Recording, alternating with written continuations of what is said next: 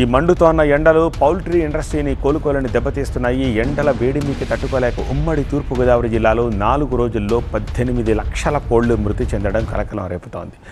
కోళ్ల మృతితో పౌల్ట్రీ ఇండస్ట్రీకి సుమారు 54 కోట్ల రూపాయల నష్టం వచ్చినట్టుగా పౌల్ట్రీ యజమానులు చెప్తున్నారు.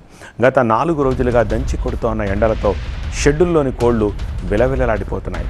స్ప్రింక్లర్లతో వాటర్ స్ప్రే చేస్తున్నా సరే కోళ్లు మృతి చెందుతూనే ఉన్నాయి.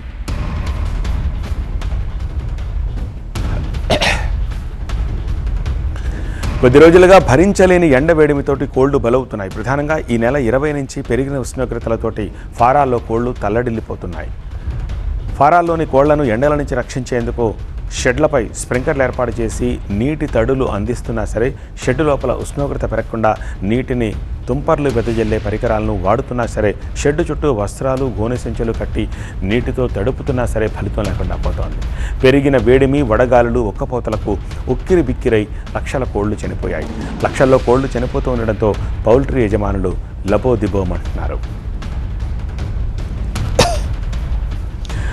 ఇక గత 40 ఏళ్లలో ఇలాంటి పరిస్థితి ఎప్పుడు చూడలేదంటున్నారు AP poultry federation general secretary Subba Reddy. ఇప్పటికే దాణా ధరలు పెరిగి ఇబ్బంది పడుతున్నామని, ఇప్పుడు కోళ్ల మృతితో పెద్ద ఎత్తున నష్టాలు వస్తున్నాయని ఆవేదన వ్యక్తం చేశారు. ప్రభుత్వమే ఆదుకోవాలని వేడుకుంటున్నారు.